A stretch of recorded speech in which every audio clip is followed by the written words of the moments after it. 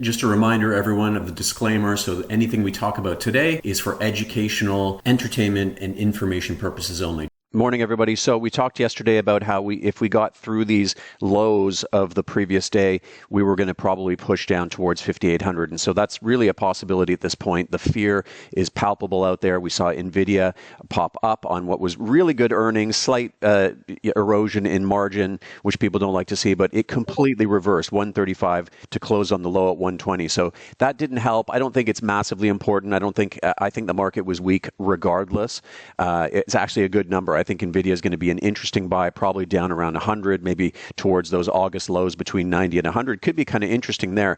Let's talk about Gamma quickly. So we talked this week, and really over the last week about how if we get into here, we're going to have a problem down towards 5,800, and that's being made even worse by the fact that people are starting to really pick up some downside. So look at all this negative Gamma. Dealers have to sell these puts, so they're being put in a very precarious position where they already had short Vega, short Gamma to the downside. Now they're even more so in a bit of a pickle. So, again, we have momentum. So I'm not trusting too many pops right now because they're very, very nervous, and they really are staring at this 5,800 level as a big point at which things can get even more ugly.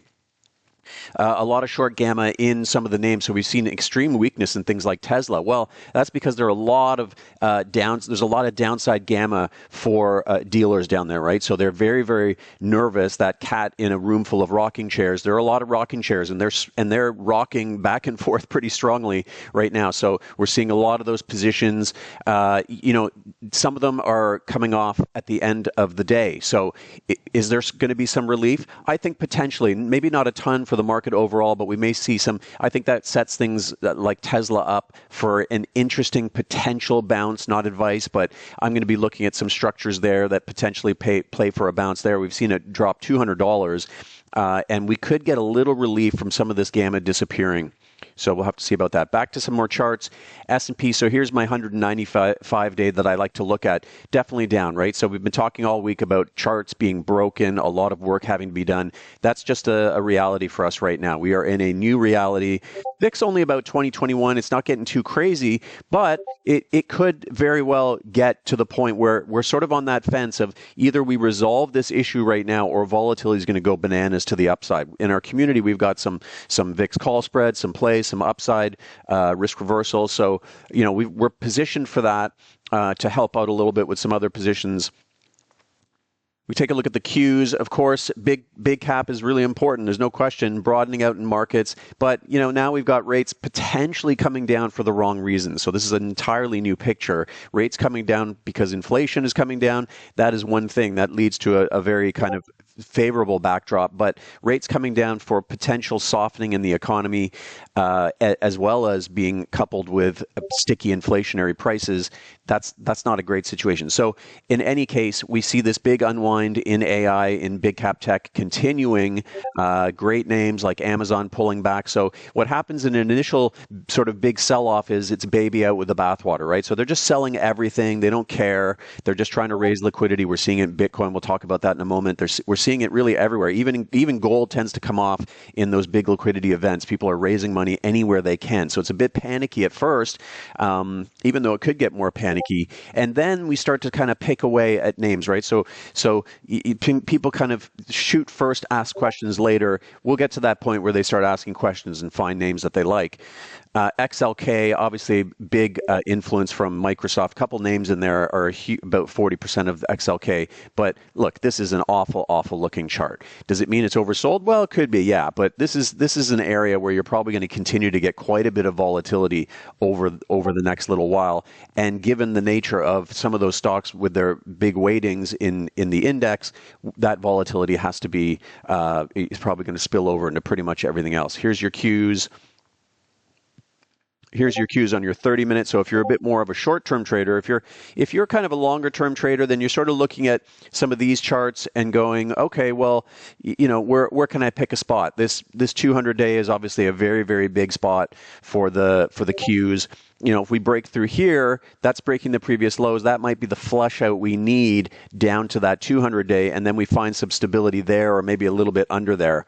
So you're looking at more these kinds of things. If you're a shorter-term trader, you have to start considering things like on the 30-minute chart here, you're looking at the 20-day, the 20-hour, 20-minute. You're looking at, or the 20 period on the 30-minute chart. You're looking at the 9 as well, the EMA.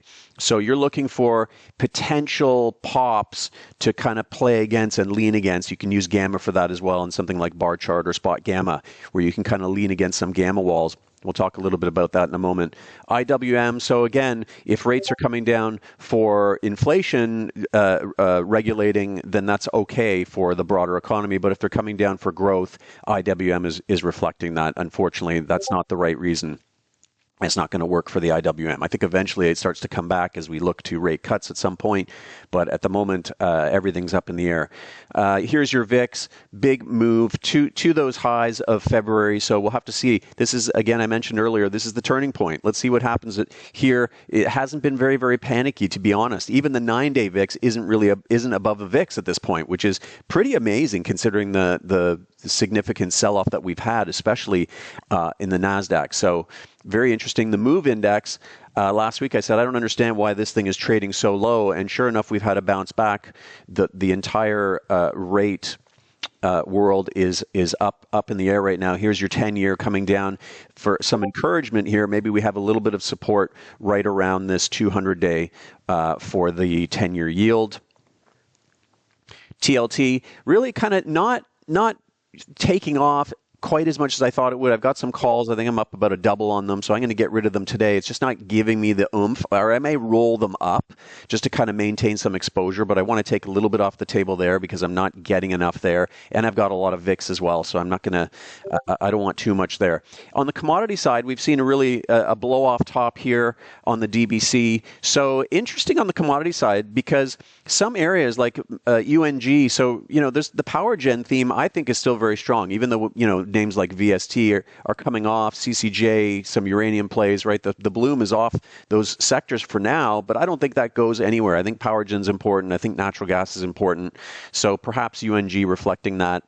DBA agriculture, so this is all the more agricultural based type things, right back down to this spot here. That's kind of interesting as well. I think that might be worth looking at today. Here's your Bitcoin. So of course, again, in a liquidity event, they're selling everything. So here's Bitcoin coming down, coming off. I talked about this on Wednesday on the show as well, on Samantha's show. I just said, it could be that we've seen an unwind in all the Trump bump trades. This could be that last one that is really that really manifests itself in terms of raising liquidity and getting the heck out of something that you're still up money on. That's probably what people are doing. I think it looks interesting, not yet, but I think if you get that IBIT down to kind of 43, 44, it starts to look kind of interesting again. That's where I might be looking to set something up, some upside in those names.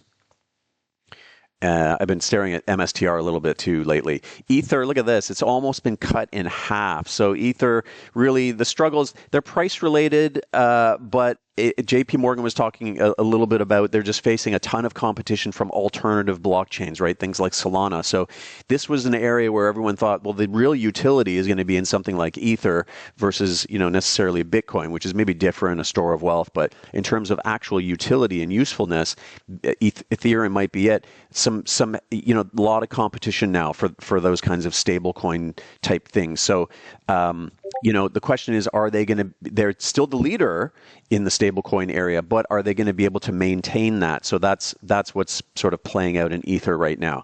Might be interesting down around 2000. And then of course gold just selling off. I mean, this is what happens in the baby out with the bathwater type scenarios. Here you have it. It's going to probably give back a little bit more because people are up some money on it. And, a lot of people own this as a hedge. And, well, what you do is you monetize your hedge when it's sort of doing its job. So we could see a little bit more downside in gold as well.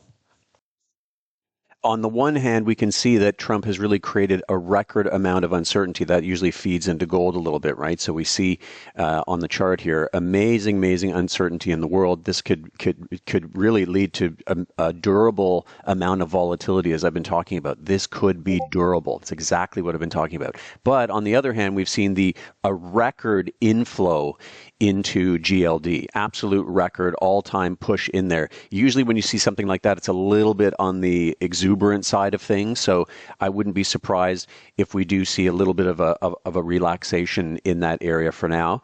Certainly something that maybe could keep going over time. But for now, when you see something like this, it's usually a sign that everybody's kind of piled in a little bit too much FOMO in the space. So anyway, good luck today, guys. We'll see you in the next one.